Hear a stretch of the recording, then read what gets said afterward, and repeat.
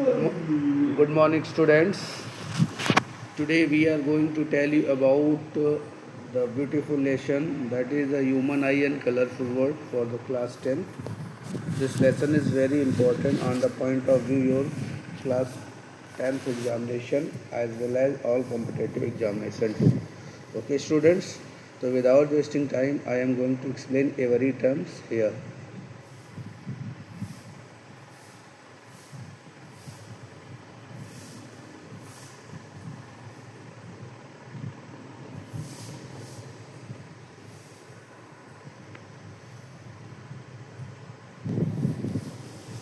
तो सबसे पहले हमारा आता है ह्यूमन आई। तो ह्यूमन आई है क्या? बहुत ब्रीफ अकाउंट में जो कंटेंट है बहुत अच्छे से लिखिएगा आप। तो इसमें sense organ that help us to see the object. भाई हमारी आई क्या करती है कि ऑब्जेक्ट्स को देख पाती है। लोकेटेड, इसकी लोकेशन कहाँ है? Located in I socket in school. जो हमारा स्कुल है, तो स्कुल क्या होता है? हेड से लेके फेस तक का होता है। डायमीटर ऑफ आई जो होता है, आई का जो हमारे डायमीटर होता है वो कितना होता है? वो होता है तुम्हारा 2.3 centimetre. Size of the eye remain same throughout our whole life. मतलब ये साइज़, आई का साइज़ बढ़ता नहीं है। आँख जितनी पहले होती है वो हमेशा उतनी ही रहती है। It act like a camera which has a lens. और हमारी जो आँख होती है वो कैमरा की तरह वर्क करती है। ओके स्टूडेंट,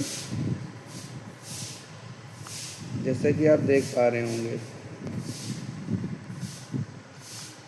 यहाँ पे सारे पार्ट्स दिए गए हैं। ओके,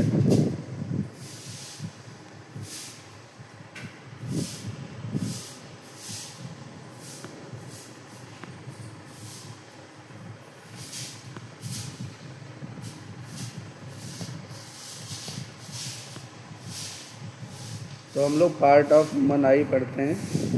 तो सबसे फर्स्ट पार्ट ऑफ ह्यूमन आई में आता है cornea. It is the outer most transparent part. It provided most of the refraction of light.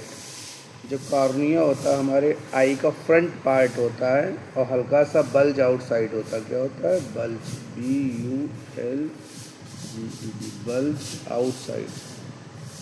Outside हमारे आँख जो होती है बाहर की तरफ उभरी हुई होती है। ओके स्टूडेंट्स, ट्रांसपेरेंट होती है, ये एक मेम्ब्रेन होती है जो हमारे थ्रू आउट आइज़ को कवर करके रखती है। यहीं पे लाइट जो होती है सबसे ज़्यादा रिफ्रैक्ट होती है। ओके स्टूडेंट्स, दूसरा पॉइंट आ जाता है लेंस। तो हमारे जो ह्यूमन आई में एक लेंस पाया जाता है। जो कैसा लेंस होता है? वो लेंस होता है हमारा बाइकॉनकेव, बाइकॉन्वेक्स होता है। कौन सा लेंस होता है? By by convex, by convex lens होता है। इसकी फोकस लेंथ जो होती है शॉर्ट फोकस लेंथ होती है। ओके स्टूडेंट्स, और हमारा ये it is composed of the fibrous jelly like material provide the focused real and inverted image on the object on retina. This is convex lens that converges light at retina. तो यहाँ पे by convex lens है। Okay student, short focus length है। Focus length क्या है? Short है। Okay, तो यहाँ पे आप देख पा रहे हैं। तो नेक्स्ट है हमारा पॉइंट, वो होता है आयरिश। क्या होता है? आयरिश।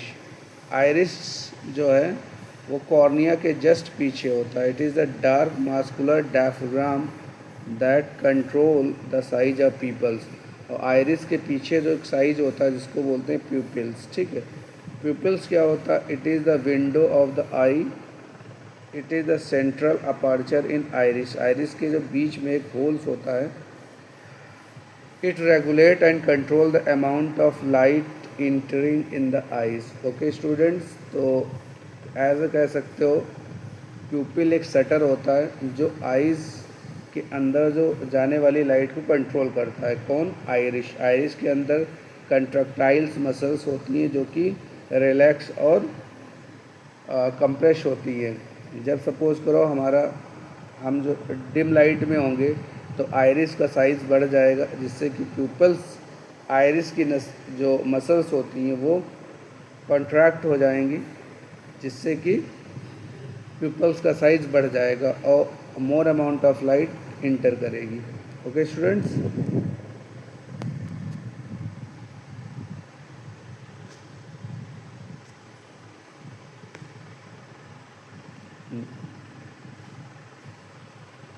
नेक्स्ट वही स्लाइड है। ओके,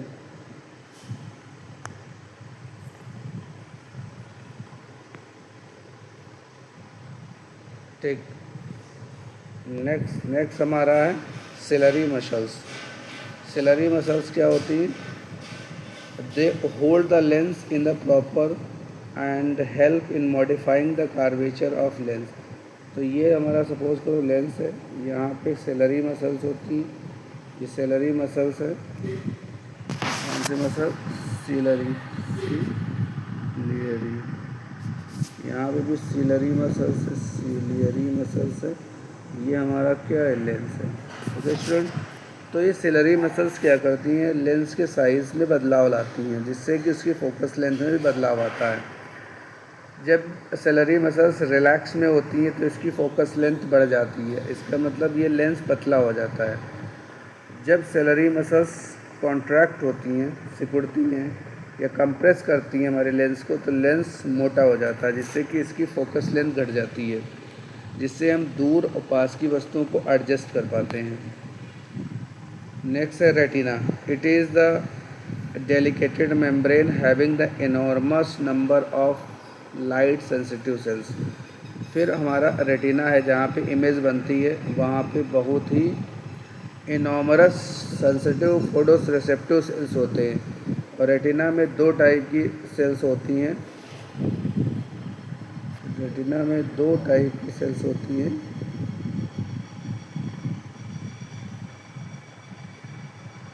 ये हमारा रेटिना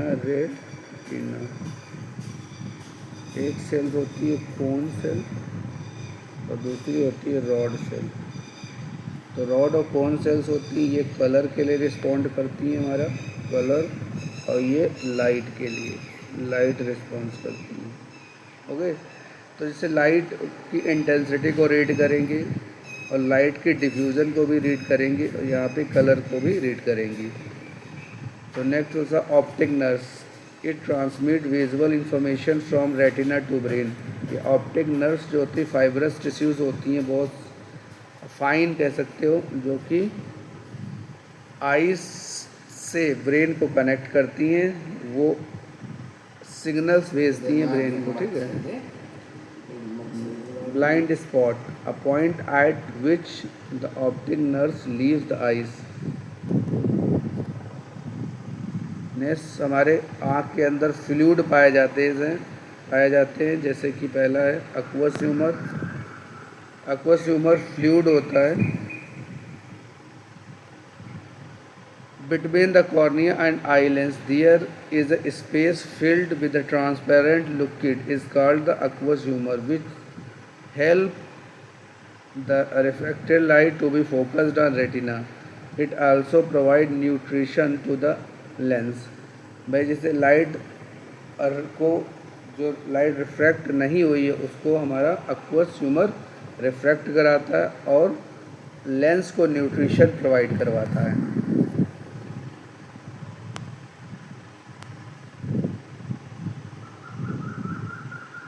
नेक्स्ट एक और फ्लूइड पाया जाता है जिसको बोलते हैं vitreous humour. Space between eye lens and retina is filled with the liquid called vitreous humour. तो विट्रस ह्यूमर की जो लोकेशन होती है लेंस और रेटिना के बीच होती है, और एक्वस ह्यूमर जो होता है वो कॉर्निया और लेंस के बीच होता है। ओके स्टूडेंट्स, ये जो फ्लूइड होता है ये हमारा इन प्रेशर को भी मेंटेन करता है, जिससे आईज को सिकुड़ने नहीं देता है। ओके स्टूडेंट, अब फार पॉइंट पढ़ते हैं। The maximum distance to which eye can see clearly is called far point of the eye. For the human eye के लिए जो 4 पॉइंट होता है वो इन्फिनिटी होता है, नॉर्मल अडल्ट आइज़ के लिए होगा, ठीक है। नियर पॉइंट होगा minimum distance eight which an object can seen most distinctly without any strain is called least distance. और लीस्ट डिस्टेंस होगी कितनी? लीस्ट डिस्टेंस होती है 25 सेंटीमीटर। ओके स्टूडेंट, तो अगर हम रेंज की बात करें, range of the human vision from the 25 centimetre से, मतलब हम लोग 25 के नीचे नहीं देख सकते, मतलब देखने हमें दिक्कत होगी, और इन्फिनिटी के बीच की हम वस्तुओं को देख पाते हैं, ठीक है। जैसे कि हम पहले बताएं कि रॉड सेल्स होती हैं sensitive to the intensity of light होती हैं, कोन सेल्स होती हैं वो कलर के लिए रिस्पॉन्ड करती हैं। स्टूडेंट्स ये नोट्स को आप अपनी कॉपी में लिखिए, बार बार रिवाइज करिए, आपका लेसन है बिल्कुल क्लियर हो जाएगा।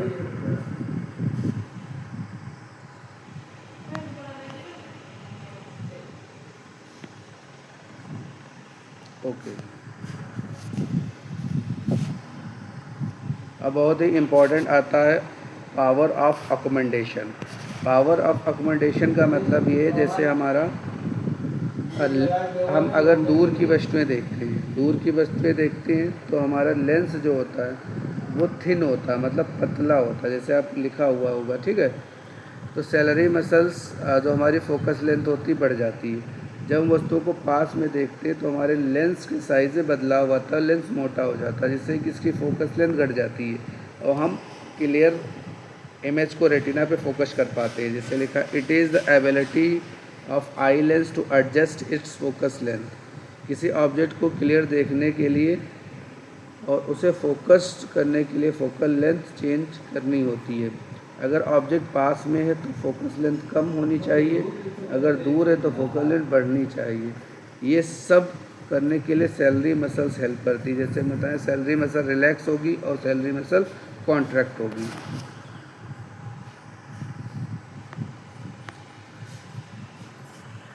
यहाँ पे दिया है what is mean by the power of accommodation of eyes.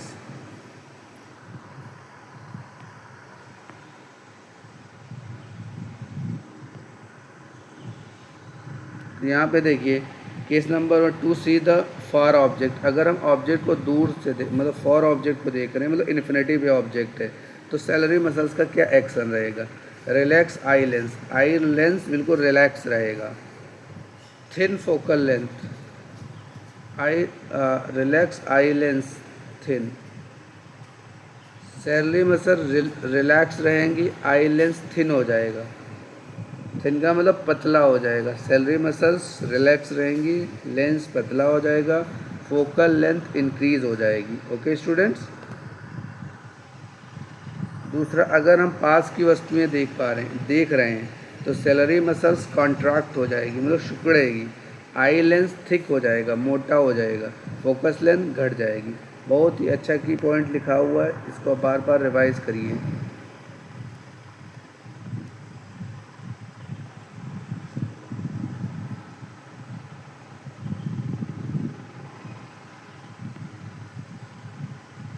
ठीक है बच्चों, जैसे ये आप देख पा रहे होंगे,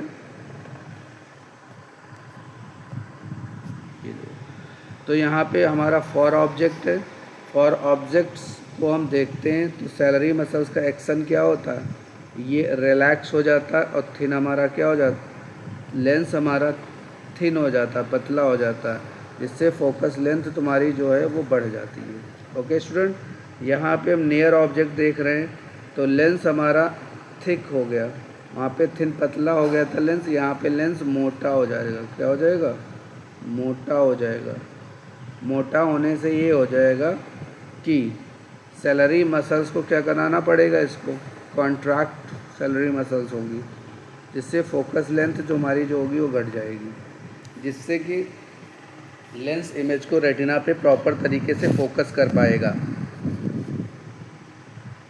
ठीक है।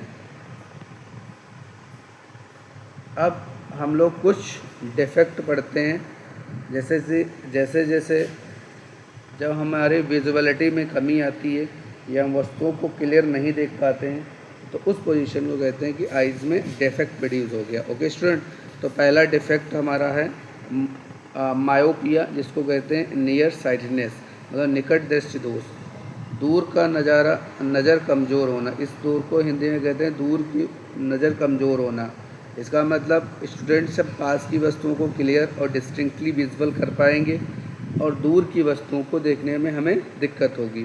तो myopia person can C near by object clearly but can not see the distant object clearly. Image is formed in front of retina. Suppose करो जैसे ये हमारा एक लेंस है और ये हमारी एक रेटिना है, ये रेटिना है, ये लेंस है। ओके स्टूडेंट्स, तो अब होगा क्या, अब अगर हमारे आइज़ के अंदर मायोपिया होगा तो हमारी जो आइज़ के अंदर जो रेज जाएंगी वो रेटिना के पहले ही कन्वर्ज हो जाएंगी। तो चूँकि प्रॉपर इमेज देखने के लिए ये इंटरसेक्टिंग रेज कहाँ पे बाइसेक्ट करना चाहिए, ये इंटरसेक्ट करना चाहिए रेटिना के ऊपर। तो ये रेज पहले ही रेटिना से पहले इंटरसेक्ट कर जाएंगी, इसलिए रेटिना के पहले इमेज बनने लगती है। क्या कारण है मायोपिया का? Causes of myopia: excessive curvature of eye lens. Eye lens का कार्वेचर बढ़ जाएगा। आई लेंस का कार्वेचर बढ़ने से फोकस लेंथ कम हो जाएगी। क्यों? क्योंकि एफ इजिकल टू क्या होता है, R/2 होता है। ठीक है। Stretching of eye ball stretch हो जाएगा।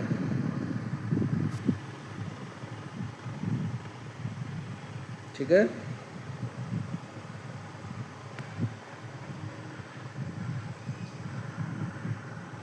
अब बात करते हैं करेक्शन, कैसे इस डिफेक्ट को करेक्ट कर सकते हैं। It is done by using the concave lens of appropriate focus. हमें एक कॉन्केव लेंस लेना पड़ेगा जितना उसका प्रॉपर एक जो पावर होगी। In the myopia I, image of the distance object is formed in front of retina not on retina. Retina से पहले बनती है, जैसे कि आप हम बता चुके हैं यहाँ पे। ठीक है। फार point F of myopia is less than infinity. तो फार पॉइंट जो होता है वो इन्फिनिटी से पहले आ जाता है।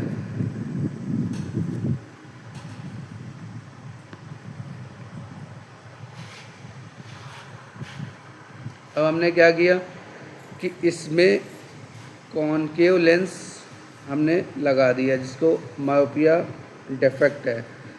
तो concave lens place in front of eye form में virtual image on distant object at far point F. तो ये इमेज कहाँ बनाता है, इन्फिनिटी में बना देता है ऑफ मायोपिया ऑब्जेक्ट, और जिससे कि हमारा आई में करेक्शन पॉसिबल हो जाता है, correction of myopia. Okay students, तो आपको ये ध्यान देना है कि अगर कोई पर्सन को मायोपिया होगा, मतलब शॉर्ट साइटेडनेस होगा, ठीक है, तो उसको पास की वस्तुएं तो क्लियर दिखाई देंगी पर दूर की वस्तुओं को देखने में दिक्कत होगी। होता क्या है कि हमारी जो फोकस है, या कह सकते हो जो इंटरसेक्टिंग रेज हैं, वो प्रॉपर तरीके से रेटिना पे ना पड़ के पहले ही पड़ता है, जिसका उसका जो फार पॉइंट है वो पास में आ जाता है। तो हम लोग कॉनकेव लेंस को यूज़ करते हैं, जिससे कॉनकेव लेंस क्या करता है, उसका फार पॉइंट जो होता है वो फार पॉइंट पे ऑब्जेक्ट्स को ले आता है, जिससे कि हमारी इमेज जो है प्रॉपर तरीके से रेटिना पे बन पाती है।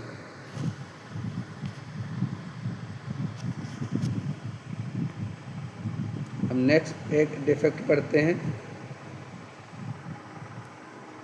जिसको बोलते हैं हाइपरमेट्रोपिया फॉर साइटनेस, पास का नज़र कमज़ोर होना। Affected person can see for object clearly but can not see nearby object clearly. Near point of eye move away, दूर चला जाता है। Image is found behind the retina. देखते हैं, जैसे ये हमारा लेंस है, ये हमारी रेटिना है, ये लाइट आई, ये लाइट आके बाहर, तो रेटिना से पीछे इमेज बनने लगती है। ठीक है। रेटिना के पीछे इमेज बनने का मतलब जो इसका नियर पॉइंट होता है वो मूव अवे, दूर चला जाता है। ओके स्टूडेंट्स, तो काज ऑफ हाइपोमेट्रोपिया के क्या कारण? Focus length of eye become too long. भाई देखो, एफ इसकी फोकस लेंथ बढ़ गई, ठीक है, and eyeball become too small, eyeball small हो गया। ठीक है। ये कार्वेचर जो आर है वो घट जाती है। ठीक है, अब क्या इसके करेक्शन है ये देखते हैं। Correction, it is done by using the convex lens with appropriate power. हमें कॉन्वेक्स लेंस का यूज़ करना पड़ेगा। In hypermetropic eyes image of the distance object is form behind the retina, not retina के पीछे बनती है। ठीक है, the near point of the hypermetropia is more than 25 centimetre. 25 centimetre से क्या होता है, ज़्यादा होता है। ठीक,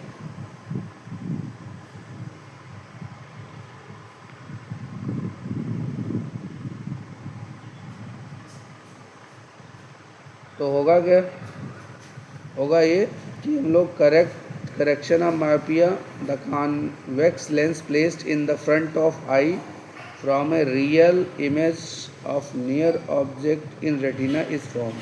ठीक है स्टूडेंट,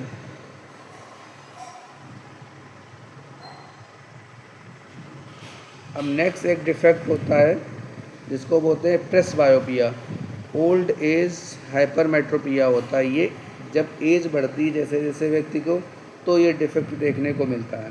ठीक है, तो power of accommodations I usually decreases.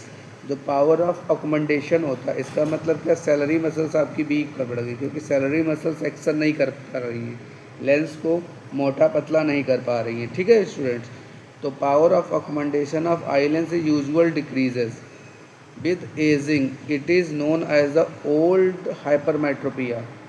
The near point of old person having the presbyopia become more than 20, तो 25 से ज़्यादा हो जाता। ठीक है,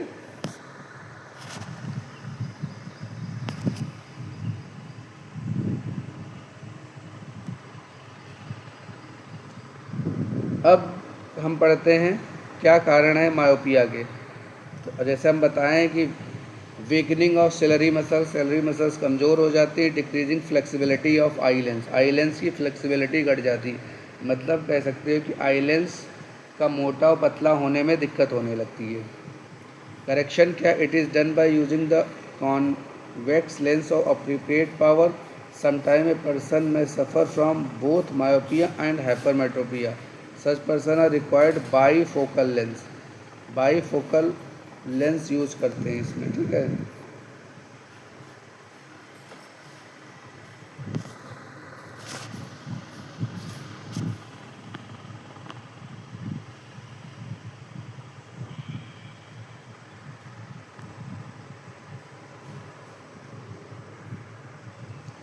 advantage of eye lens in front of the face, it given a wide view, a field of view. It provide the three dimensional view. Stay the function of crystal lens. ये सारे question से आपको practice के तौर पे करना चाहिए।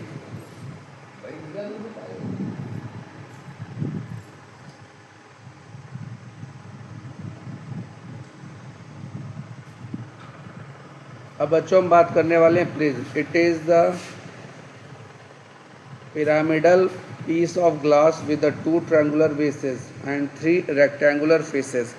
इसमें पिरामिडल पीस होता है with glass and 2 triangular bases. इसके ट्रायंगुलर बेसेस 2 होते हैं एंड 3 रेक्टेंगुलर फेसेस होते हैं। एक बॉटम, एक हल्का सा टिल्टेड 2 फेसेस होंगे।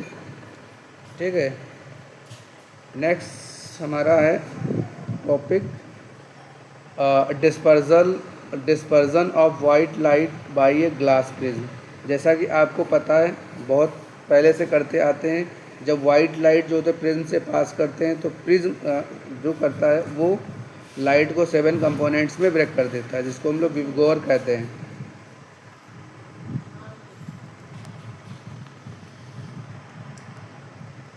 ठीक है, तो the phenomena of splitting of white light into its 7 colours when it passes through a prism is called the dispersion. This band of 7 colours विवगोर violet, indigo, blue, green, yellow, orange, red is called spectrum.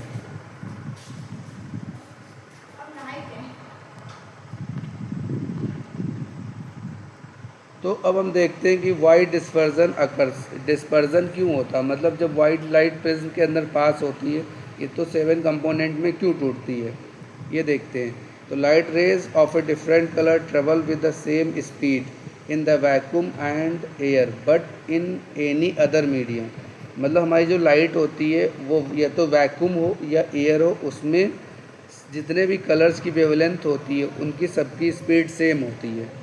They travel with, अगर other medium होगा तो उनकी जो speed होगी वो अलग अलग होगी। They travel with different speed and bend through different angle which lead to the dispersion of light. भाई हर वेवलेंथ के लिए जो रिफ्रैक्टिव इंडेक्स अलग अलग होगा, तो रिफ्रैक्टिव इंडेक्स क्या करता है, लाइट को बेंड करता है। तो जिसका जो वेवलेंथ क्या होगी, जिसकी वेवलेंथ कम होगी, ठीक है, तो जिसकी वेवलेंथ भी वेरिएशन होगा तो उसका जो डिस्पर्जल एंगल होगा या कैसे एंगल ऑफ डेविएशन जो होगा वो अलग अलग होगा, जिससे कि अलग अलग कंपोनेंट्स के कलर्स हमें दिखेंगे।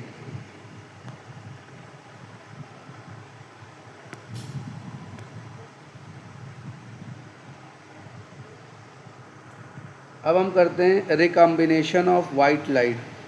अगर रिवर्स में हम भेज दें, जैसे इसकी जब हमने वाइट लाइट डाली, जैसे आपको देख पा रहे हैं 2 प्रिज्म है, एक लाइट डाला तो प्रिज्म से जब लाइट पास हुई तो 7 कंपोनेंट्स में टूट गई। अब उसके आगे एक और प्रिज्म रख देते हैं, तो 7 कंपोनेंट्स जब मर्ज होके आउट स्क्रीन पे रिसीव होंगे तो आपको फर्दर वाइट लाइट आपको मिलेगी। इसका मतलब क्या है, लाइट प्रिज्म से पास करने में 7 कंपोनेंट टूटेगी और फिर से वो 7 कंपोनेंट्स को अगर प्रिज्म के द्वारा पास थ्रू करेंगे तो फिर से हमें वाइट लाइट मिलेगी। Reverse of the dispersion is also possible. 7 colored light of the spectrum can be recombination to given back white light by placing 2 prism one down। ठीक है। अब कुछ इसके डिस्पर्जल के एप्लीकेशंस हैं जो हमारे डेली लाइफ में देखने को मिलते हैं, जैसे रैम्बो का formation, a natural spectrum appearing in sky after rain.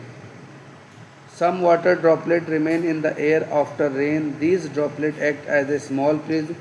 Water droplet refracted and disperse the incident sunlight, then reflected internally and finally reflected it again. When it come out of water drop, rainbow is also। ठीक, तो कहने का मतलब जब बारिश होती है atmosphere में तो छोटे छोटे जो वाटर ड्रॉपलेट्स होते हैं वो स्कैटर्ड करते रहते हैं हमारे एटमॉस्फेयर में। जब इनके ऊपर सनलाइट पड़ती है तो ये एज अ प्रिज्म की तरह वर्क करते हैं। तो प्रिज्म में जैसे क्या होता था, वाइट लाइट पास होती तो 7 कंपोनेंट्स में लाइट को कलर्स में स्प्लिट हो जाती। इसी हर वाटर ड्रॉपलेट क्या करेगा, एक 7 कंपोनेंट्स में इसको स्प्लिट करेगा, तो एक अरेंजमेंट हमें फॉर्म हो जाता है जिससे कि हमें 7 कलर्स का एक रैम्बो फॉर्मेशन दिखाई देता है।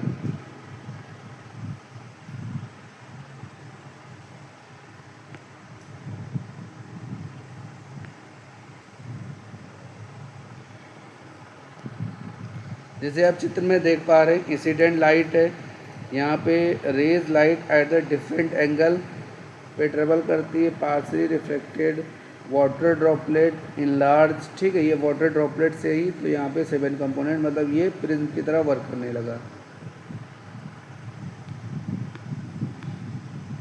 ये कुछ क्वेश्चंस हैं इंपॉर्टेंट्स, आपको कर लेने चाहिए।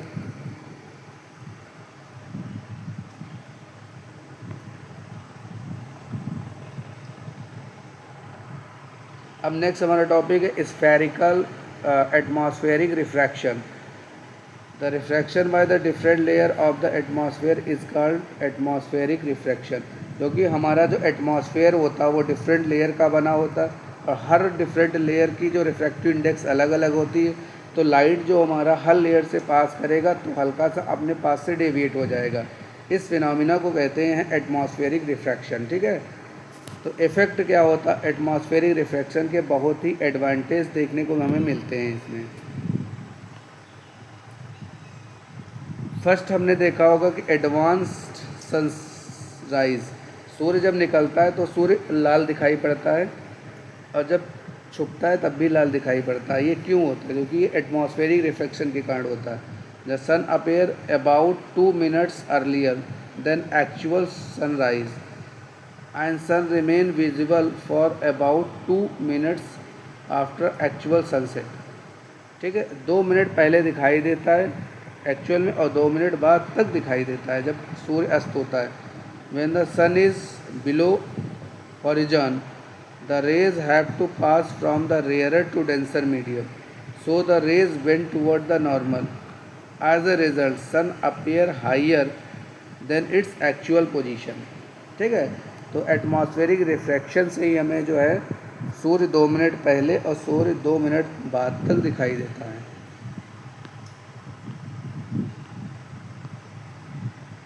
जैसे कि आप फिगर में देख पा रहे होंगे।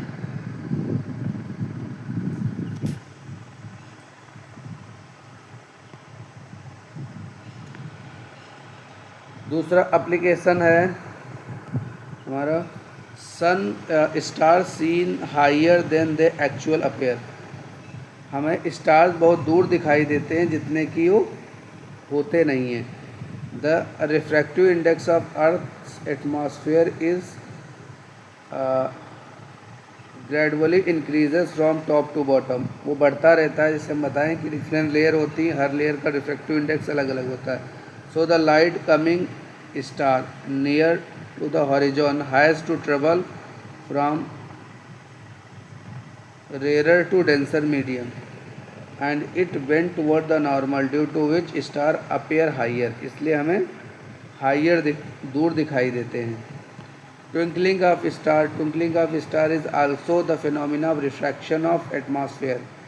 Stars are the very far from us, so they behave as a point sources of light since the physically condition of earth atmosphere are not constant, they light from star appear to come from the different direction। This result the fluctuation of apparent position of star, that's why star become twinkling।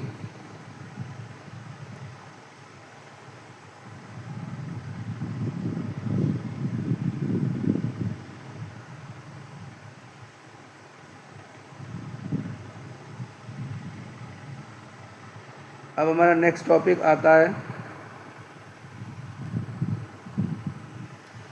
Scattering of light. Scattering of light क्या होता है कि हमारे atmosphere में बहुत सारे dust Teni particles wondering करते रहते हैं। जब भी लाइट इन स्मॉल पार्टिकल्स से स्ट्राइक करती है तो वो डिफरेंट डायरेक्शन में स्कैटर्ड हो जाती है। इस फिनोमिना को कहते हैं scattering of light. The reflection of light from an object in the all direction is called scattering of light. तो सारे डायरेक्शन में जो होती है लाइट को स्कैटर्ड करा देते हैं, इसको बोलते हैं scattering of light. It depend on the size of particle. ये साइज ऑफ पार्टिकल्स पे डिपेंड करता है। पार्टिकल से टकरा के स्कैटर्ड हुई है लाइट। ठीक है, small size particle scattered blue colour of light, that is a very important facts we are mention here. You clearly light on copy and understand well. ठीक है, medium size particle scattered red of color longer wavelength। large size particle scattered all the color of light, that's why it appear white। तो यहाँ पे scattering क्या जो होती है हमारी वेवलेंथ के क्या होता है, रेसिप्रोकल होता है। कहने का मतलब जिसकी वेवलेंथ ज़्यादा होगी उसका स्कैटरिंग कम होगा, और जिसकी वेवलेंथ ज़्यादा होगी उसकी स्कैटरिंग कम होगा, जिसकी वेवलेंथ कम होगी उसका स्कैटरिंग ज़्यादा होगा।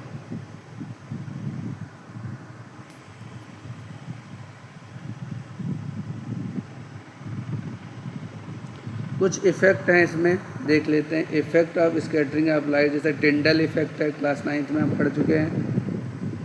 The earth atmosphere is a heterogeneous mixture and millions of tiny particles of smoke, tiny water droplet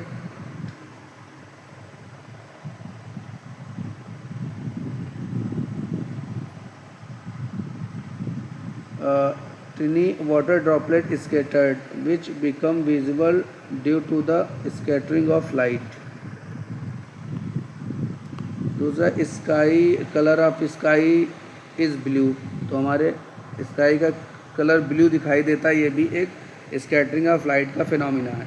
upper layer of atmosphere contain very small particles of water vapour and gases.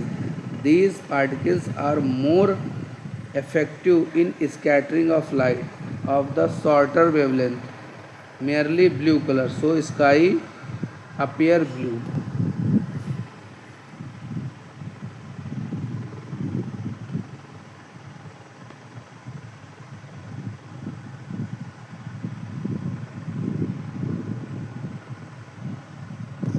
Thank you student, thanks for watching. Make the notes and revise quickly.